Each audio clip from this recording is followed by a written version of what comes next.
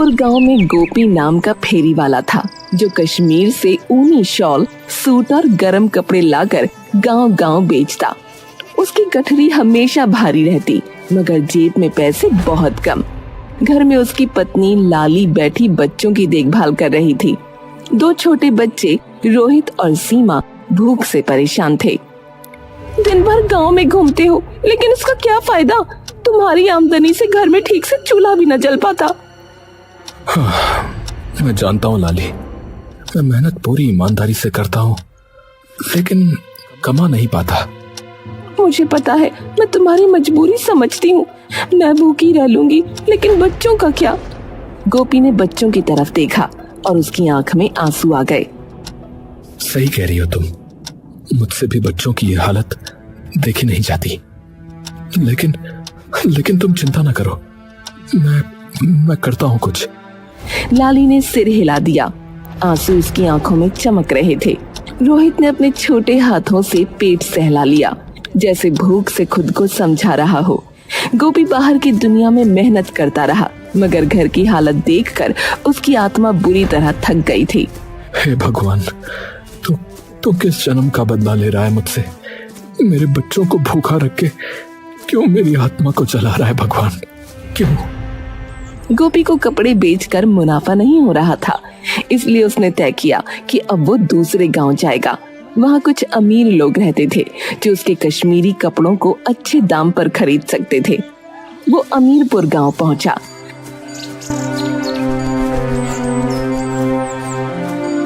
कपड़े ले लो, कपड़े, सर्दियों के दिनों के गरम कपड़े ले लो। आवाज लगाते लगाते वो थक कर एक पेड़ के पास बैठ गया। यहाँ वहाँ देखने लगा। तभी वहाँ एक आदमी आता है।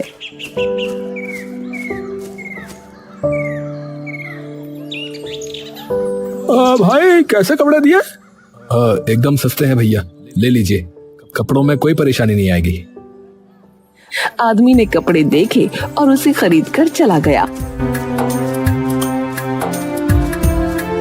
धीरे धीरे गोपी के कपड़े बिकने लगे। वो सबसे प्यार से पेश आता और कपड़े बेचता। अब उसके घर की हालत थोड़ी थोड़ी ठीक होने लगी। लाली ये लो, आज की कमाई।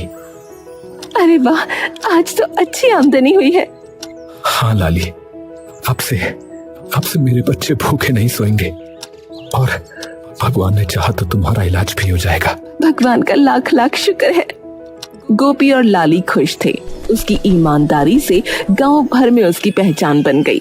लेकिन राजू और हरिया जो कपड़े बेचते थे, अब नुकसान में थे।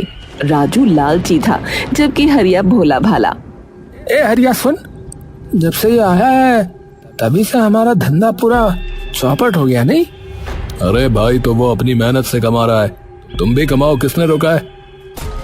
दिन ब दिन राजू और हरिया की कमाई घटती जा रही थी और गोपी की बढ़ती।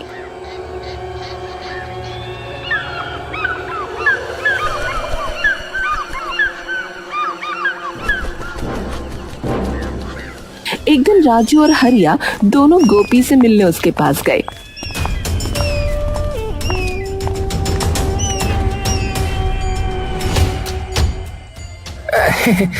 भाई, इस गांव में नए लगते हो, कौन से गांव के हो? जी भाई, पास के ही गांव बीरपुर का रहने वाला हूँ भैया। बढ़िया है भाई, और बताओ कैसा चल रहा है धंधा है? अरे कैसा चल रहा है क्या मतलब है? अरे अच्छा ही चलेगा भाई। है भाई ने तो हमारे धंधे को भी पीछे छोड़ दिया भाई। नहीं भाई, ऐसा कुछ नहीं है, बस भगवान का आशीर्वाद समझ लो। राजू और हरिया की गोपी से दोस्ती हो गई, पर राजू मन ही मन उससे जलने लगा।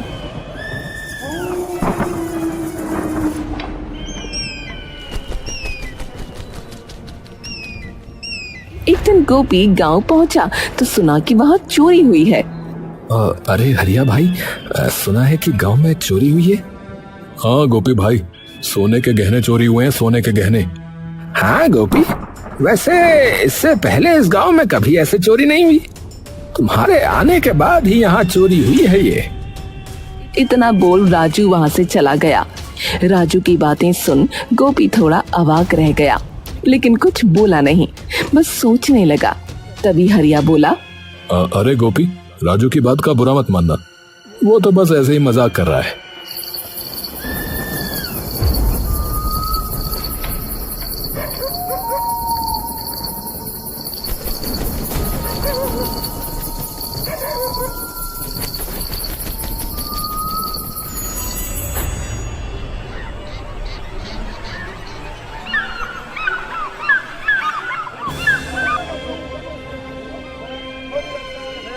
अरे भाई, कल रात फिर चोरी हुई।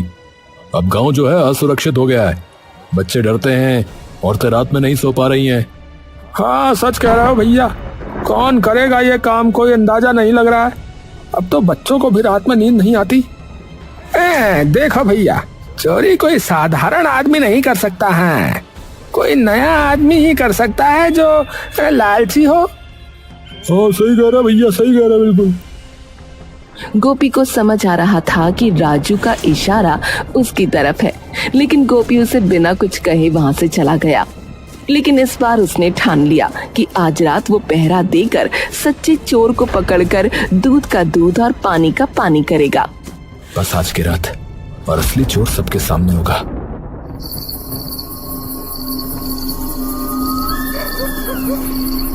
उस रात गोपी घर न जाकर झाड़ियों में छिपा रहा।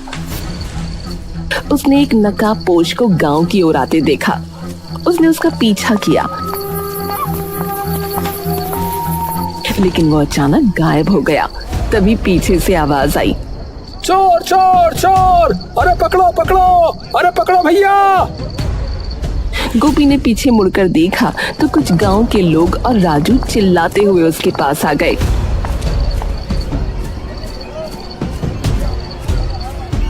अरे, क्या चोर मिल गया? हाँ हाँ भैया, मिल गया। अरे कहाँ है? अरे ये रहा मेरे सामने। अरे ये क्या बोल रहे हो तुम? राजू भैया बिल्कुल सही कह रहे, घर का भेद ही लंका ढाए। ये कहावत तुम पर बिल्कुल सही बैठती भैया। क्या मतलब? मतलब ये कि तुम्हें इस गांव में धंधा करने दिया है और तुम इस गांव में चोरियां करने लगे हैं। जिस थाली में खाया उसी में गंदगी फैला दी तुमने। अरे क्या क्या बोले जा रहे हो भाई? क्या बकवास कर रहे हो तुम? मैं और चोरी? मैंने कोई चोरी नहीं की। अच्छा, तो इतनी रात को यहाँ क्या कर रहे हो? बताओ फिर क्या कर रहे हो, बोलो। अरे भाई, मैं तो चोर को पकड़ने यहाँ आया था। अरे लो भाई, सुनो है, अब ये खुद ही खुद को कैसे पकड़ेगा भैया? है कैसे पकड़ेगा बताओ? अच्छा हुआ मैंने इसे इतनी रात को यहाँ आते हुए देख लिया। राजू, बहुत हो गया। मैंने कोई चोरी नहीं की है। अब एक शब्द भी निकाला तो मुझसे बुरा कोई नहीं होगा, बता रहा हूँ। अच्छा तो ठीक है, तुम्हारी गठड़ी दिखाओ। गोपी अपनी गठड़ी खोजने लगा। तभी हरिया उसकी गठड़ी अपने हाथ में लेकर आता है। अरे ये रही भैया तुम्हारी अमानत, जो झाड़ियों के पीछे तुमने छुपा रखी थी। भैया जरा खोलो तो इसे। हरिया ने जैसे ही गठरी खोली, उसके अंदर का सामान देख सब हैरान हो गए। गांव में चोरी में सोना चांदी जो चोरी हुए थे सब उसी गठरी में थे। गोपी ये देखकर परेशान हो गया। अरे ये मेरे नहीं है, मैंने कुछ नहीं किया भैया। अच्छा, तुम्हारे नहीं है? तुमने कुछ नहीं किया तो ये सब चोरी का सामान तुम्हारी गठड़ी में कैसे आया बताओ? मुझे नहीं पता भैया, सच कह रहा हूँ, मुझे नहीं पता। अरे भैया देख क्या रहे हो, मारो इस चोर को। हमने गरीब समझ कर तुम्हें यहाँ पेट पालने दिया और तुमने हमारा ही गला काट दिया भैया। अरे सही कहा, निकालो इसे गांव से मार मार के। सबकी बातें सुन गोपी की आंखों में आंसू आ गए। वो सबको समझाता रहा कि उसने कुछ नहीं किया, लेकिन कोई उसकी बात सुनने को तैयार नहीं था। उसे इस गांव से धक्के मार कर निकाल दिया गया। राजू और हरिया आंखों आंखों में इशारा करके खुश हो रहे थे। अरे देखा हरिया, मैंने कहा था ना, गोपी पे इल्जाम लगाना सबसे ज्यादा आसान होगा। अब तो गांव से निकल ही गया वो बेचारा। हाँ लेकिन अरे यार तू फालतू सोच मत। काम बन गया ना अपना, अब गांव में कोई शक भी नहीं करेगा हम पे। चोरी का इल्जाम लेकर गोपी आखिरकार थका हारा अपने घर पहुंचा। दरवाजे पर खड़ी उसकी पत्नी लाली उसे देखती ही रह गई। चेहरे पर धूल, आंखों में थकान और मन में गहरा आघात था। गोपी, ये कैसी हालत बना ली है? क्या हुआ है? लाली, मैं तो बस सच साबित करना चाहता था, लेकिन गांव वालों ने तो उल्टा मुझे ही चोर कहकर गांव से निकाल दिया। पर ऐसा क्यों? तुम तो दिन रात मेहनत करते हो। यही तो नहीं समझ पा रहा हूं लाली। लगता है कोई जानबूझकर मुझे फंसा रहा है। गोपी बच्चों को गले लगाकर टूट चुका था, मगर उनकी मासूमियत ने उसे संभाल लिया। चोरी की चर्चा पूरे गांव में फैल गई।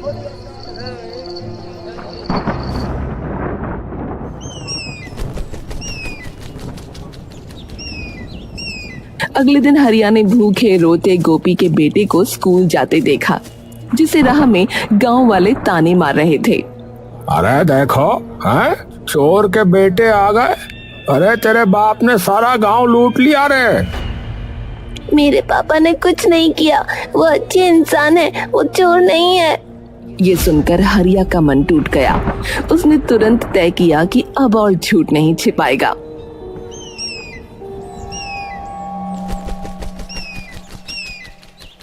अगली सुबह गांव की चौपाल पर हरिया खड़ा हुआ। सब गांव वाले इकट्ठा थे। भाइयों, मैं एक सच बताना चाहता हूँ। गोपी चोर नहीं है। अरे गोपी चोर नहीं है? क्या गोपी चोर नहीं है? क्या कहा? गोपी चोर नहीं है? तो भैया फिर चोरी कौन कर रहा था भैया? असली चोर राजू है। उसने मुझे लालच देकर झूठ बोलने पर मजबूर भी किया भैया। गांव वाले दंग रह गए। सबकी नजरें राजू पर टिक गईं। अरे झूठ है ये। मैं चोर नहीं हूँ भैया। अरे चुप, तूने गांव का भरोसा तोड़ा है बे। गुस्साए गांव वालों ने राजू को धक्के मारकर चौपाल से बाहर निकाल दिया। गांव वाले शर्मिंदा होकर गोपी को ढूंढने गए और माफी मांगकर उसे वापस गांव में बुलाया। गोपी की आंखों में आंसू थे, लेकिन अब राहत भी थी।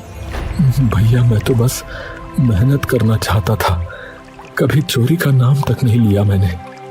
भैया माफ कर दो गोपी भाई, हमसे जो है भारी भूल हो गई है। गोपी जब गांव अपने घर पहुंचा और उसने लाली को सब बताते हुए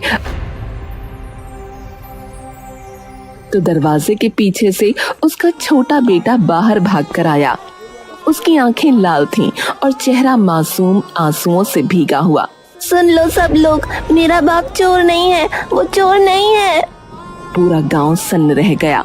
औरतें अपने पल्लू से आंसू पोंछती हैं। गोपी की पत्नी दरवाजे की चौखट पर खड़ी कांपती आवाज में बोली, देखो गांव वालों, हम भूखे सो गए, लेकिन मेरे गोपी ने कभी किसी का हक नहीं छीना। तुम सबने उसे चोर कहा, पर असली चोर सामने आ गया। अब गोपी कश्मीरी कपड़ों की गठरी लेकर निडर होकर गांव में आता जाता था। धीरे धीरे उसकी पहचान लौट आई और लोग उसे ईमानदार गोपी कहकर पुकारने लगे। अरे गोपी, अरे तुम्हारे हाथ की चुनी हुई शाल तो और कहीं मिलती ही नहीं भैया। और सबसे बड़ी बात, अब हम निश्चिंत हैं कि तुम जैसा आदमी हमारे गांव में है भैया। इसी बीच वहाँ पर हरिया आता है। अरे गोपी भाई, अब तो सब ठीक हो गया, सच सामने आ ही गया। तुम्हें देखकर अच्छा लगा भाई। हाँ हरिया, सच की राह चाहे लंबी हो, पर जीत उसी की होती है। सच है भाई, मैं भी उस समय मजबूर था, पर अब चैन मिला कि तुम्हारा नाम साफ हो गया। लेकिन कुछ ही दिनों बाद गांव में फिर से चोरियां होने लगीं। हर रात किसी न किसी घर से पैसे और सामान गायब हो जाते। सब हैरान थे कि अगर राजू को निकाला जा चुका है तो ये चोरी कौन कर रहा है। गांव वालों की निगाहें फिर से गोपी की ओर मुड़ी। अरे फिर कहीं वो गोपी ने ही तो कुछ नहीं किया? अरे बस करो, पिछली बार भी तुम सबने बेगुनाह को बदनाम किया। लेकिन भाई सच तो जानना ही होगा ना, है ना भाई? अगर राजू यहाँ नहीं है तो ये काम कौन कर रहा है फिर? गोपी मन ही मन सोचने लगा। इस बार चाहे कुछ भी हो जाए, लेकिन चोर का पता मैं लगा के रहूंगा। एक रात गांव के हर घर के दरवाजे बंद थे। सिर्फ गोपी जाग रहा था, क्योंकि उसे यकीन था कि आज भी चोरी होगी। वो अंधेरे में छुपकर चौकन्ना बैठा था। आज तो आर या पार की लड़ाई होगी। अचानक एक परछाई सरकती हुई नजर आई। कोई आदमी नकाब पहने दीवार फांदकर भीतर जा रहा था। गोपी दबे पांव उसके पीछे पीछे चल पड़ा। ये नकाबपोश आखिर कौन हो सकता है? चल गोपी, आज इसके चेहरे से नकाब हटाना ही होगा।